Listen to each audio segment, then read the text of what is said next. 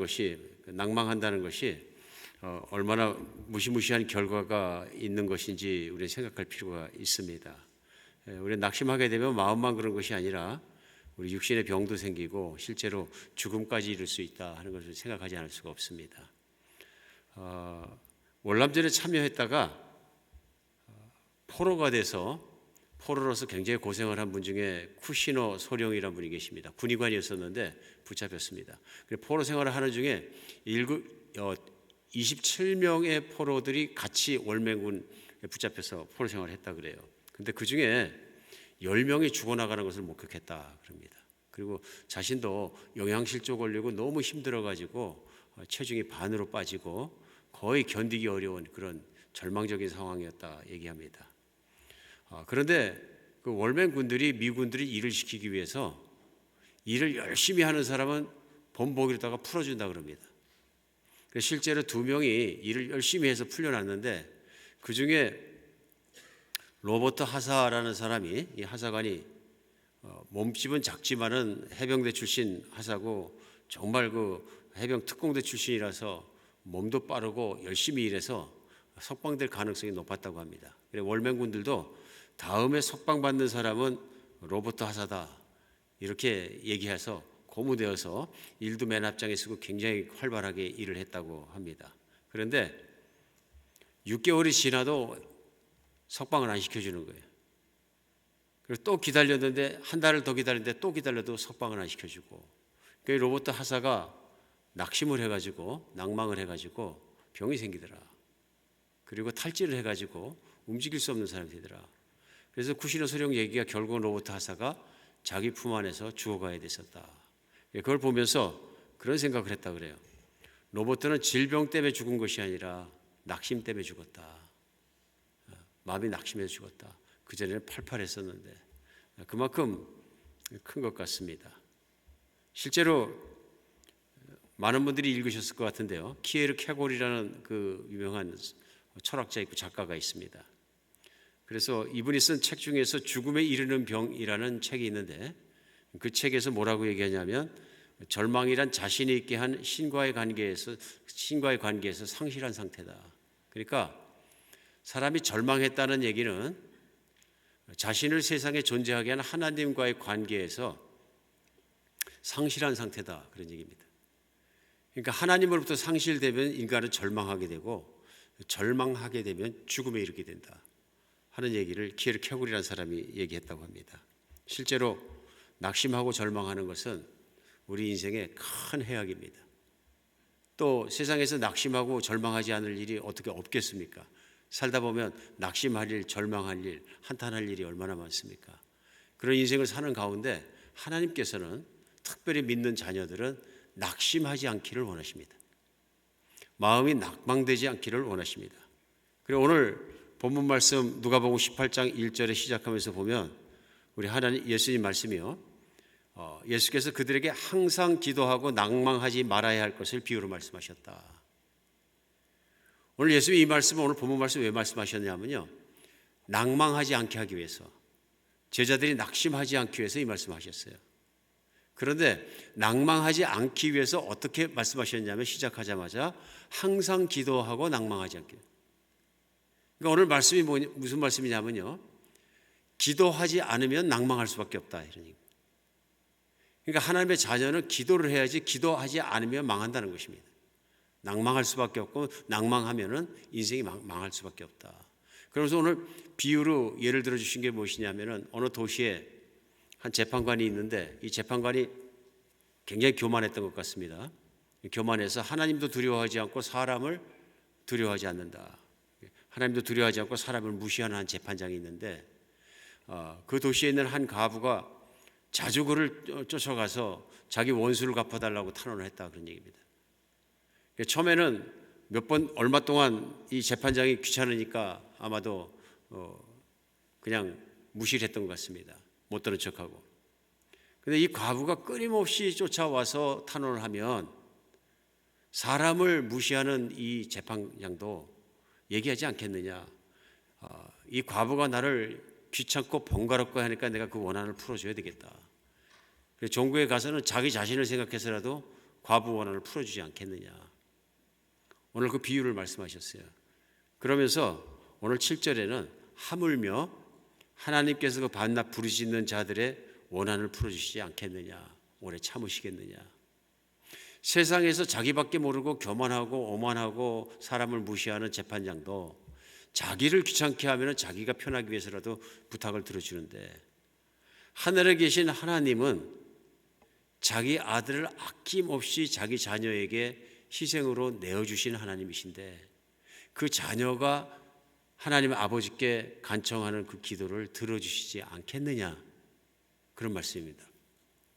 그러니까 오늘 예수님 말씀은 하나님이 반드시 기도를 응답하고 들어주실 텐데 왜 기도하지 않느냐, 기도하지 않으면 낭망하게 되고 낭망하면 망하게 된다 그러시는.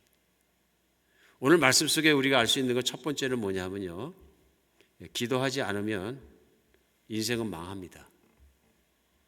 그냥 기도하지 않으면 그만큼 손해보는 것이 아니라, 정도가 아니라 기도하지 않으면 인생은 망합니다. 우리 성경에서 보면은 하나님 부르심 받고 선택받고 하나님의 백성이 되었다가 망한 백성의 얘기가 나옵니다.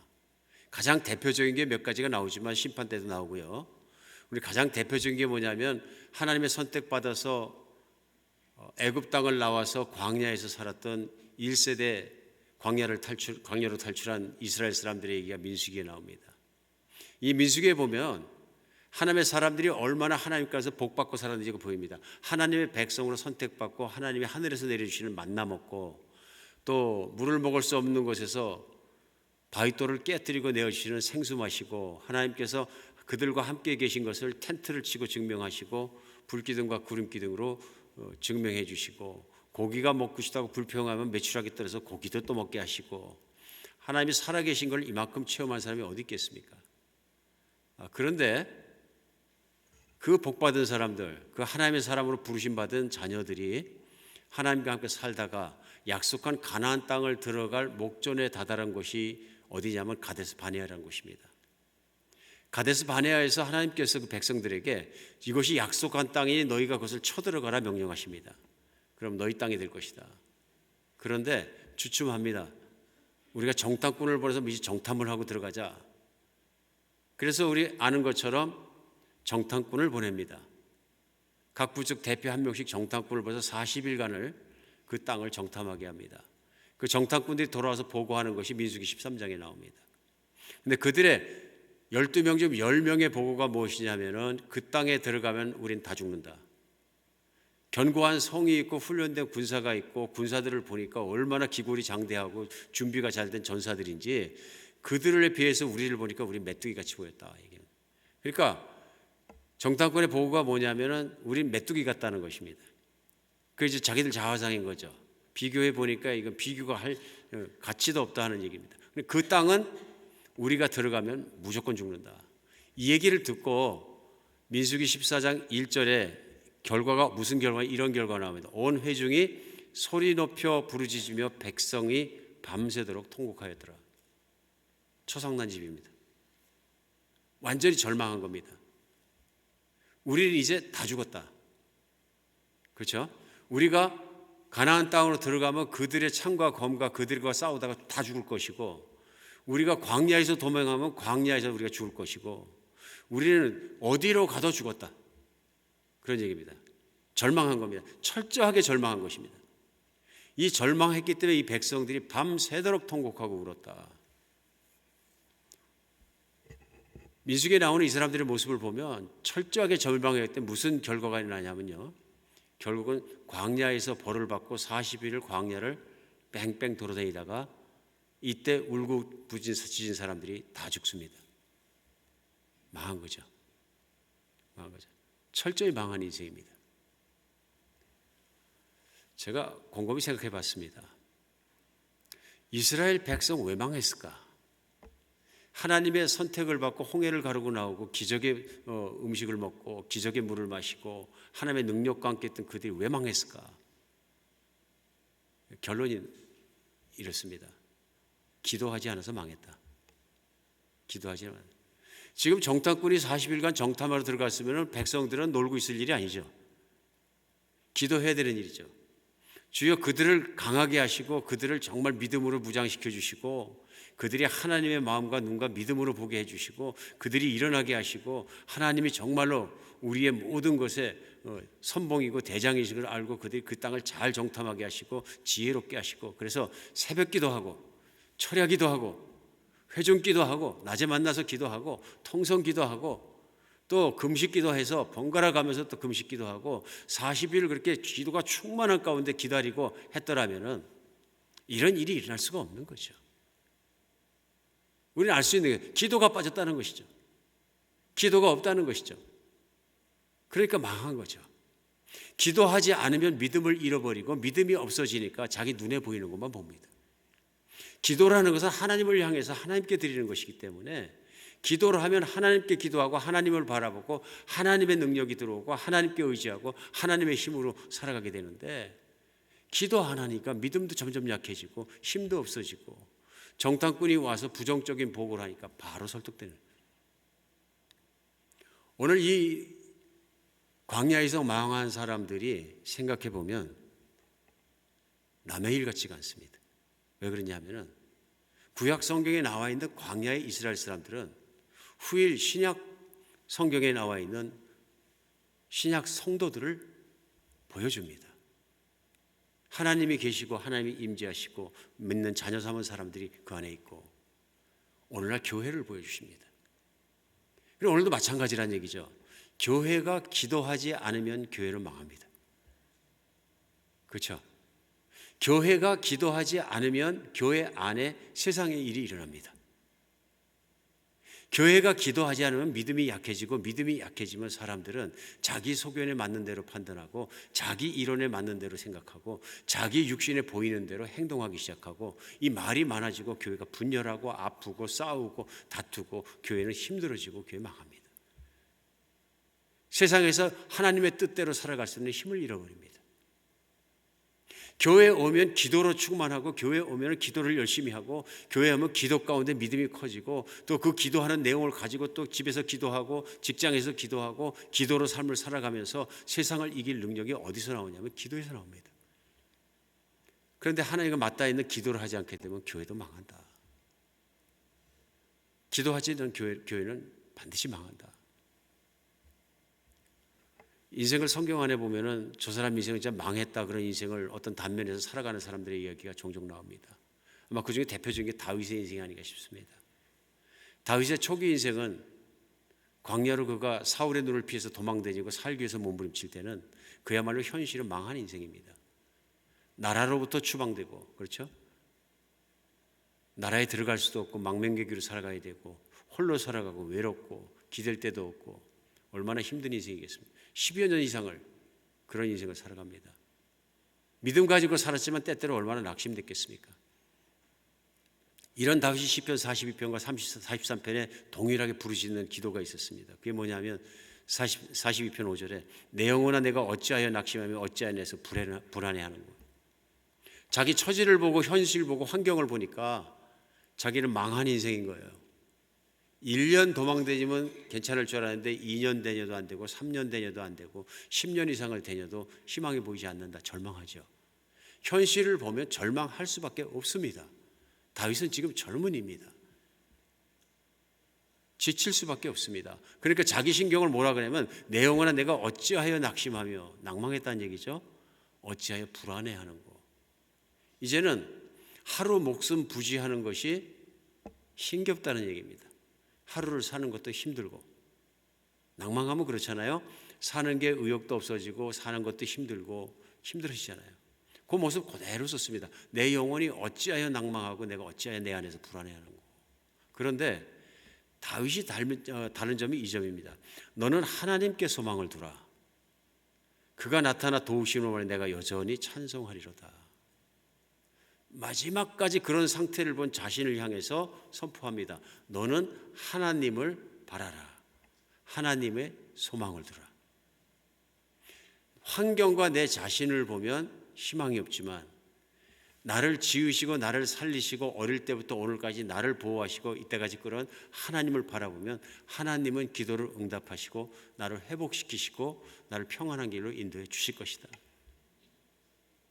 믿음으로 바라보니까 이런 이제 긍정적인 고백이 나오는 거죠. 하나님은 반드시 나타나 나를 도와주실 거고, 그렇기 때문에 나는 하나님의 도우심을 알면 내가 서게 될 것이고 찬송하게 되고 하나님의 영광을 돌리게 될 것이다.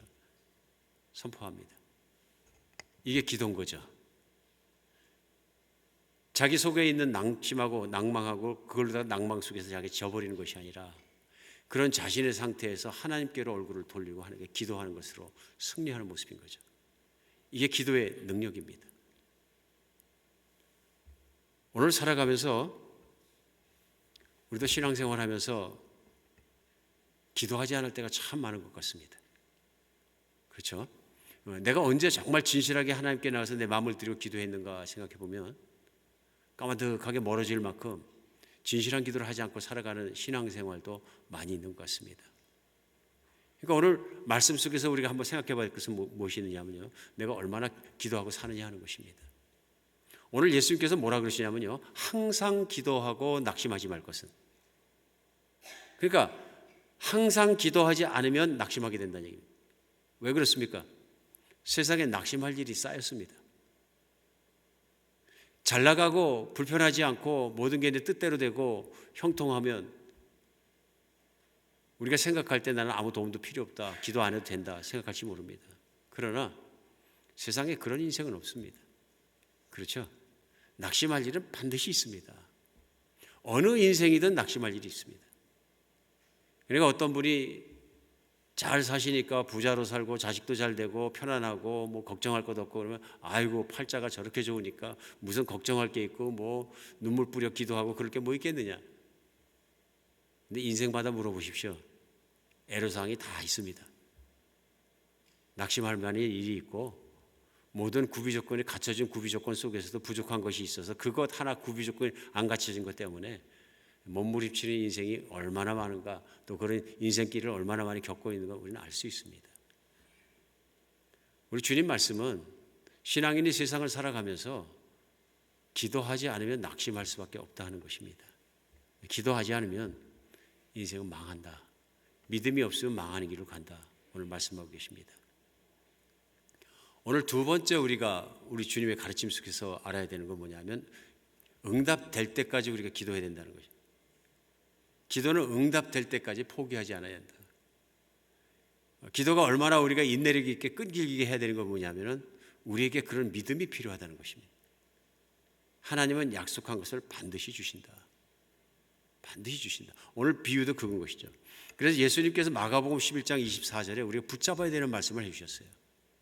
오늘 말씀 띄워주셨는데 이 말씀 우리 한번 다 같이 읽겠습니다. 시작. 그러므로 내가 너희에게 말하노니 무엇이든지 기도하고 구하는 것은 받은 줄로 믿으라. 그리하면 너희에게 그대로 되리라. 믿으십니까? 네. 오늘 다윗이 시편 40편에 선포한 것처럼 그러나 너는 하나님께 소망을 두라. 그러면 나타나 도우심으로 말미암아 내가 또 하나님을 찬송하리로다. 선포한 것처럼 오늘 말씀도 그렇죠. 우리가 선포하잖아요. 그러므로 내가 너희에게 말하니 무엇이든지 기도하고 구한 것은 받은 줄로 믿어라. 그리하면 너에게 그대로 되리라. 이게 누구 말씀입니까? 예수님 말씀이에요. 예수님 육성이에요. 약속이에요. 다른 것 붙잡고 우리가 하면 실망할지 모르지만 이 하나님 말씀, 예수님 말씀 딱 붙잡고 살아가면 나는 내가 기도한 것이 반드시 응답될 것을 믿습니다. 근거가 뭐냐? 예수님 약속이에요. 이 말씀만 내가 진실로 믿고 진실로 붙잡아도 세상에 기도할 것이 얼마나 많습니까? 기도해야 되지 않습니까? 그리고 이 말씀 붙잡고 기도하다 보면 이틀 기도하고 응답이 늦어졌다 그래갖고 내가 포기하겠습니까? 주님 말씀 붙잡고 기도합니다. 내가 기도한 것은 하나님께서 주실 줄 믿습니다. 그러나 주님의 방식으로, 주님의 선물로, 주님이 주시는 방법으로 내게 주실 줄 믿습니다. 내가 붙잡고 늘어지지 않겠어요? 그런 말씀이 살아있는 거죠. 성경은 신앙인이 낙심하고 낭망하고 망하는 것을 하나님이 원치 않으시기 때문에 얼마나 열심히 기도하고 살아야 될 것인가에 대해서 반복 말씀하시는 것입니다. 예수님께서는 여기서 끝나지 않습니다. 그러면 뭐라고 하시냐면 기도하는 것이 바로 하나님의 영광을 나타내는 것이라고까지 말씀하십니다. 더한 말씀이죠. 그래서 요한복음 14장 13절에 보면 이렇게 말씀하세요. 너희가 내 이름으로 무엇을 구하든지 내가 행하리니 이는 아버지로 하여금 아들로 말미암아 영광을 받으시게 하려 함이라. 여러분 말씀을 한번 보십시오. 너희가 내 이름으로 무엇을 구하든지 다 내가 이루어 주겠다. 그렇죠? 나를 믿고 나에게 기도하면 내가 다 이루어 주겠다. 그 이유는 바로 너희가 내 이름으로 기도하기 때문에 나를 믿기 때문에 그 일이 이루어짐으로 말미암아 아버지께서 영광 받으실 것이다. 우리 기도의 응답은 하나님의 영광입니다. 그렇죠? 근데 문제는 우리가 기도하지 않고 살면 하나님의 영광이 없습니다. 무슨 하나님의 영광이 있을 자리가 없다 그러니. 내가 기도하고 하나님께서 이루어 주시고 그 응답의 결과 나타난 것이 뭐냐면 하나님은 살아계시고 모든 것을 정말 다스리시며 하나님은 자녀의 기도를 들으시며 그것을 채워주시고 하나님께 그 자녀를 지키신다는 하나님의 영광스러운 모습이 드러납니다. 기도하지 않으면 하나님의 영광을 볼 수가 없습니다. 그러나 우리가 기도할 때 하나님께서는 자신의 영광을 드러내서 기뻐하십니다. 자녀도 영광스러워지고 하나님도 영광스러운 모습을 세상에 보이게 됩니다. 우리 그리스도인이 세상의 한복판에 살아가면서 세상 사람들과 다른 가장 큰 것이 있으면 무엇입니까? 하나님의 영광이 우리와 함께 있는 것입니다. 하나님의 영광이 변함없이 있는 것입니다. 오늘 예수님께서는 기도는 반드시 응답된다 말씀하신 강조할 뿐만 아니라 기도 그 자체가 하나님 영광이라고 말씀하십니다. 기도가 얼마나 중요합니까? 이런 기도를 안 하게 되게 어떻게 되냐면 하나님의 영광을 잃어버린 삶을 살아가게 된다. 불행한 삶을 살게 된다. 그래 인생에 이것이 기도로 결정되는 것을 우리는 알 수 있습니다. 다른 건 몰라도 예수님 믿지 않는 사람은 기도하지 않습니다. 그렇죠? 예수님 믿는 사람 반드시 해야 될 일은 기도하는 것입니다. 오늘 예수님께서 항상 기도하라 그러시는데 며칠 전에 제가 늘 하던 대로 잠이 들기 전에 기도를 했습니다. 기도를 하는데 묵상 기도를 했습니다. 말을 하지 않고 내 생각과 마음으로 기도를 했습니다. 주님께 이제 마음으로 기도를 이렇게 하다 보니까 갑자기 뜬금없이 그런 생각이 들었어요. 좀 두렵다 하는 생각이 기도하면서 들었습니다. 왜 들었냐면 하나님은 제가 말하거나 부르짖거나 시끄럽게 기도 안 해도 들으신다는 거죠. 이거 믿으십니까? 저는 그때 갑자기 그게 더 피부로 온 거예요. 그럼 내가 생각으로 기도해도 들으신다. 마음으로 기도해도 들으신다. 근데 갑자기 내가 예수님 보시기에 합당하지 않은 생각을 한 것이 많이 있는데 그런 생각이 드는 거예요. 내 기도를 들으시는 것처럼 내가 한 마땅치 않은 생각도 우리 주님께서 다 보시고 아시고 들으셨을 건데 그럼 그것도 기도가 되어서 그것 때문에 나는 주님 앞에 창피해서 어떡하나, 주님 앞에서 부끄러워서 어떡하나 그런 생각이 드니까 갑자기 기도가 회개 기도로 바뀌더라고요. 예수님 죄송합니다. 제가 하나님 앞에 마땅치 않은 생각을 한 적이 있습니다. 회개 기도로 확 바뀌어버리더라고요. 그러면 생각난 게 뭐냐면 성경이 무시로 기도를 하고 말씀하시지만 사실은 이게 가능하게 되기 위해서 하나님은 내 안에 오시고 내 안에서 함께 사시고 내 내면을 들으시고 내 내면을 살피시고 내 모든 걸 살피시고 나와 함께 사시는 하나님과 내가 동거하고 있는데 내 생각은 기도가 되고 하나님께서 하신다. 그렇지 않습니까? 하나님께서 나를 들으시는데 살피시는데 어떻게 기도 안 할 수 있습니까? 어떻게 항상 기도하지 않을 수 있습니까? 기도는 곧 하나님을 의식하는 것이고 하나님께 말씀드리는 것이고 주님의 말씀을 듣는 것이고 내 마음 지성소에 가는 것이죠. 그래서 성경에서도 주여 내 마음의 묵상이 하나님께 연락되길 원하나이다 하는 소원의 기도가 나옵니다. 내 마음으로 하나님 말씀을 묵상하고 하나님을 좋아한 것이 하나님이 기쁘시게 받으셨기를 바랍니다. 그러니까 쉽게 생각하면 내 마음으로 내 생각으로 하나님을 생각하고 한 그것이 기도가 되었다는 얘기입니다. 기도가 되었다. 오늘 우리가 생각해 볼 때 우리가 기도는 여러 가지 방법으로 기도할 수 있습니다. 통성 기도할 때 부르짖고도 기도하고, 성경 부르짖으라 그러시니까 그냥 애절한 심정을 꾹 찢고 기도하라는 거죠. 답답한 일이냐, 낙심할 만한 일이냐, 부르짖어라. 그러면 내가 도와주겠다 말씀하시는 거죠. 뿐만 아니라 마음으로 기도하고 생각으로 기도하는 거 들으신다는 거예요. 하나님은 기도할 수 있는 모든 길을 다 열어주셨어요. 그래서 우리는 응답될 때까지 끝까지 믿음으로 붙잡고 기도할 수 있게끔 길을 다 열어주신 거죠. 성경 안에는 얼마나 악착같이 기도했는지 응답될 때까지 끊임없이 기도했던 기도의 내용들이, 또 믿음의 선배들의 이야기들이 잔뜩 나옵니다. 우리 기도하지 않으면 하나님의 영광을 보지 못합니다. 우리의 삶이 기도로 살아가는 여러분과 제가 됐으면 좋겠습니다. 거창 고등학교를, 한국에 있는 고등학교를 세우신 분이 정영창 선생님이라는 분이신데요. 이분이 미국에서 유학을 하고 미국에 남아서 활동을 할까 생각하시다가 6.25 동란이 끝나고 한국이 너무 황폐화되고 그런 얘기를 듣고 고국 땅에 돌아가서 인재를 양성해야 되겠다 하는 사명감이 일어서 한국으로 들어오셨다고 합니다. 때마침 거창에서 빚더미에 올라앉아서 폐하가 된 학교 하나가 있다는 것을 알았습니다. 1958년 전쟁이 끝나고 나서 빚을 넘어가는 학교를 떠맡게 되었습니다. 막상 학교를 맡긴 맡았는데 빚을 갚을 길이 없는 겁니다. 빚쟁이들은 독촉을 하고 학교가 견딜 수가 없는 거예요.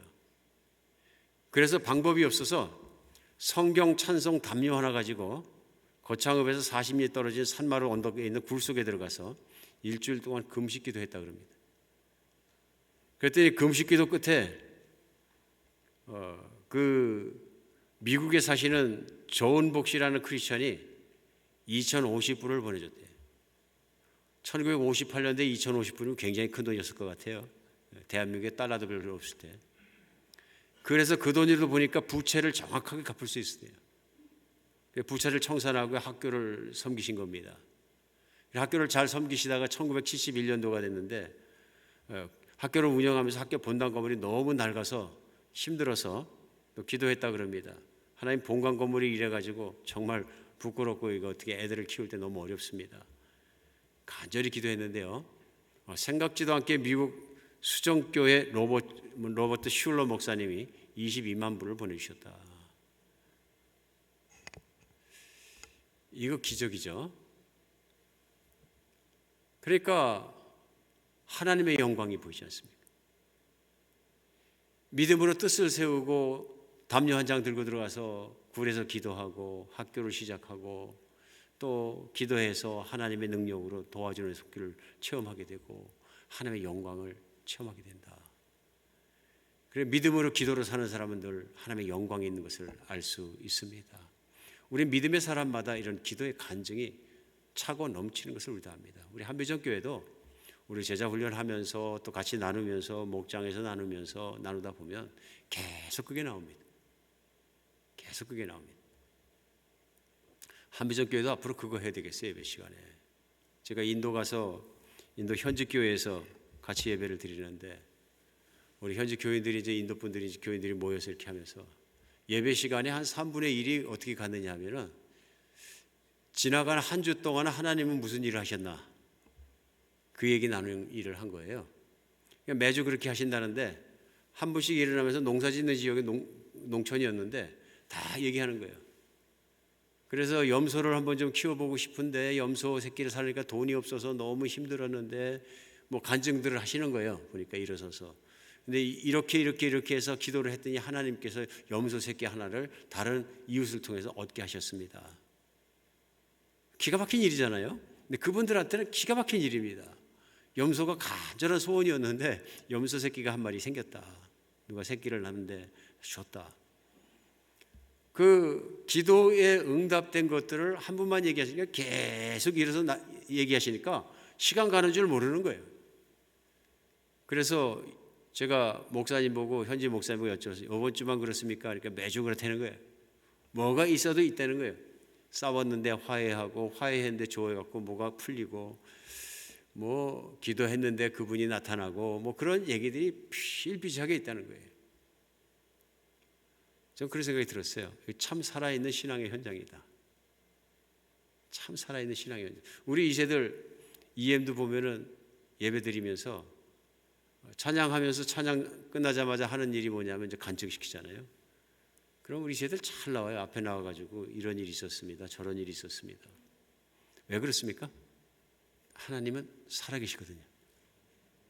기도를 들으시거든요. 오늘 이루시거든요.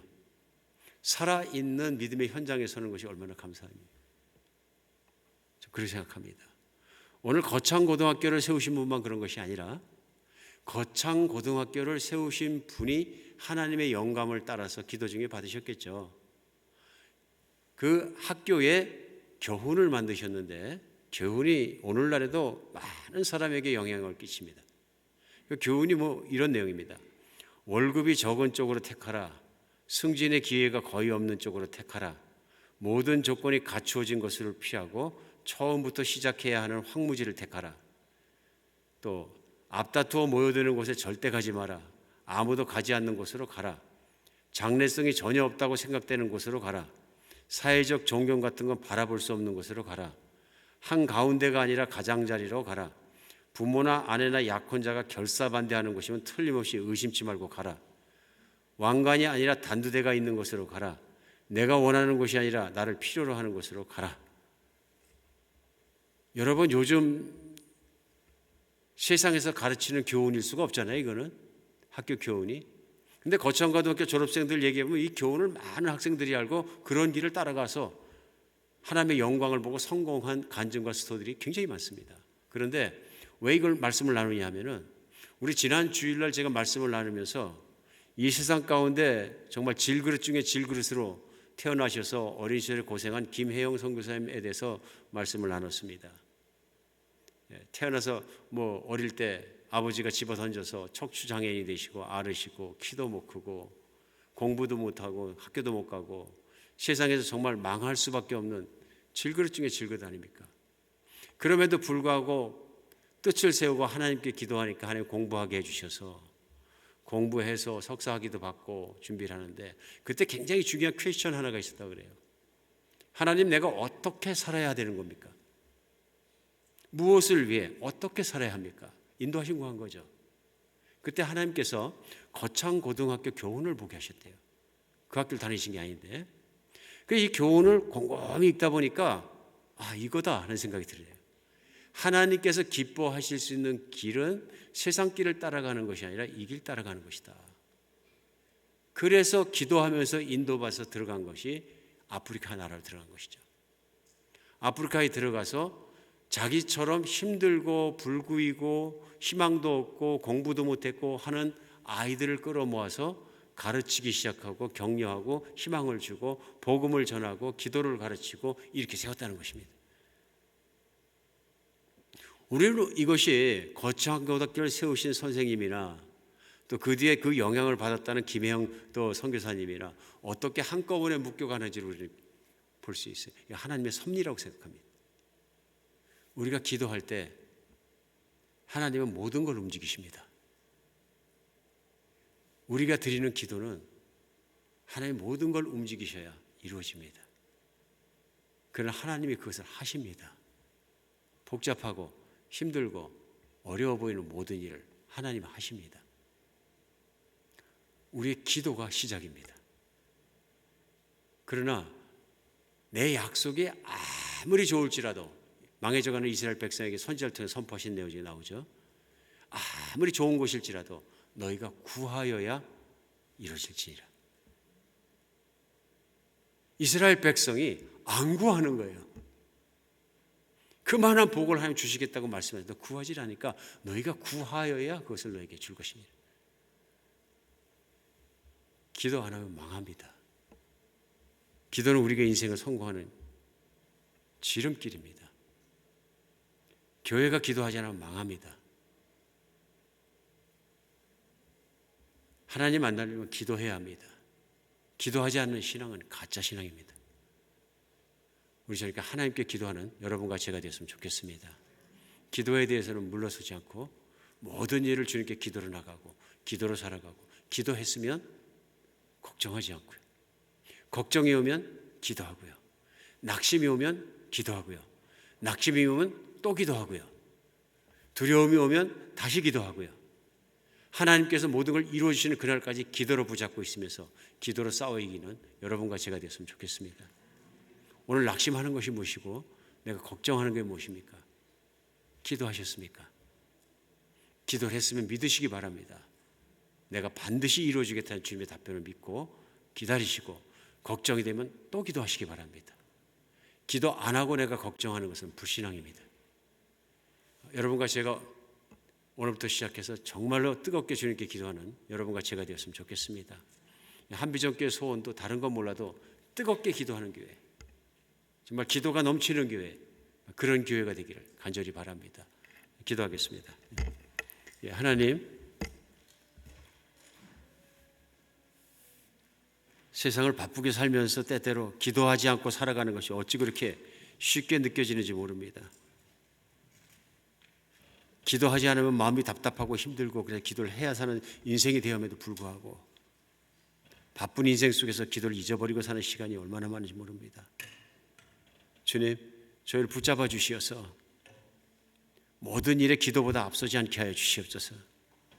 주님 말씀하신 것처럼 항상 기도해서 낙심하지 않는 인생을 살게 하시고 우리 주님으로 매일 승리하고 성공하게 하여 주시옵소서. 우리 주 예수 그리스도의 이름으로 기도합니다.